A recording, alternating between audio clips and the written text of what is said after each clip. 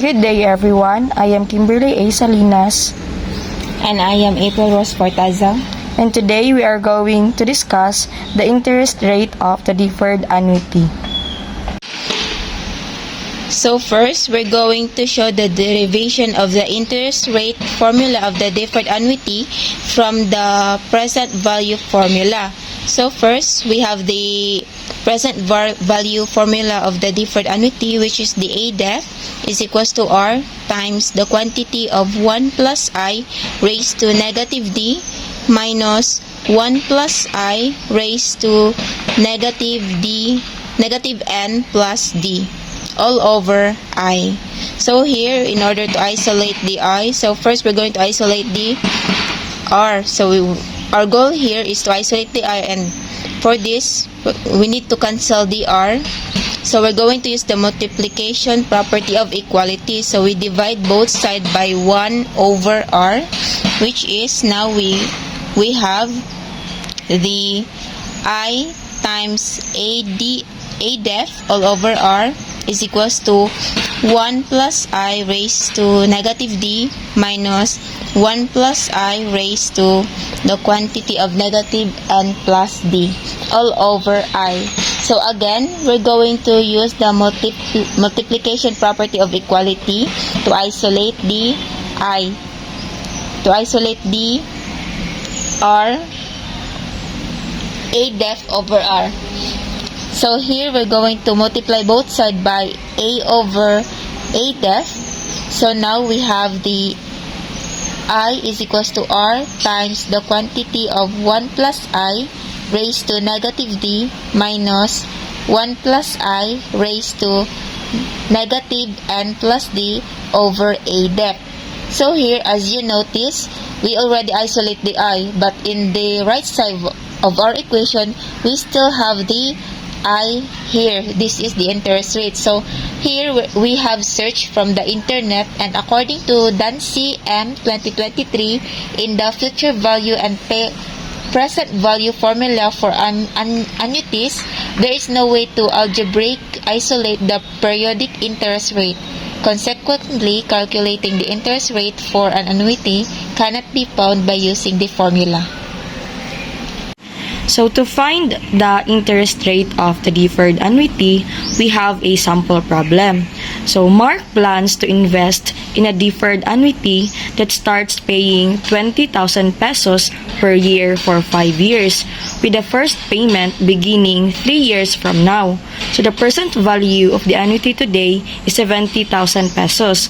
So what is the annual interest rate of the annuity? So according to our research, to find the interest rate of an ordinary deferred annuity, you'll need to use the present value formula for an ordinary annuity and adjust it to account for the deferred period.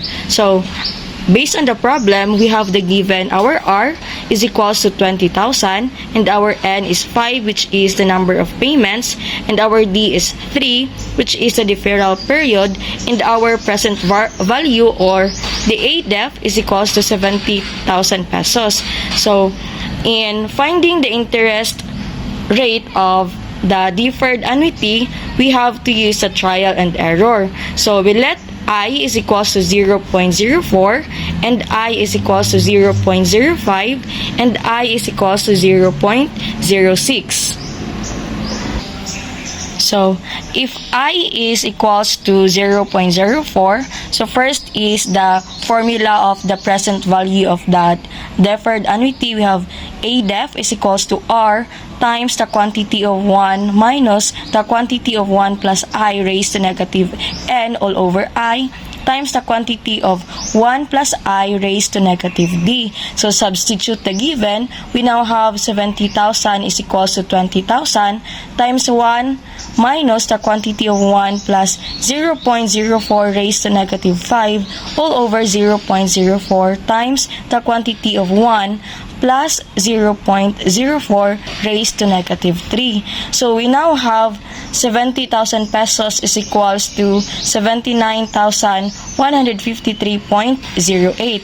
And if I is equals to 0.05, so Again, this is the formula of the present value of the deferred annuity. Then substitute, change the I into 0.05. So we now have 70,000 is equals to 20,000 times the quantity of 1 minus the quantity of 1 plus 0.05 raised to negative 5 all over 0.05 times the quantity of 1 plus 0.05 raised to negative 3. So we now have 70,000 pesos is equals to 74,798 pesos.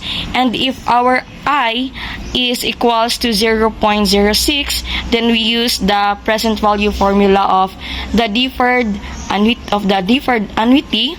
Substitute I into 0.06. So we now have 70,000 is equals to 20,000 times the quantity of 1 minus the quantity of 1 plus 0.06 raised to negative 5 all over 0.06 times 1 plus 0.06 raised to negative 3. So we now have 70,000 pesos is equals to 70,335.64. So, therefore, if our I is equals to 0.06, 70,000 pesos is nearly 70,335.64. Then, we can conclude that the annual interest of the annuity is approximately 6%.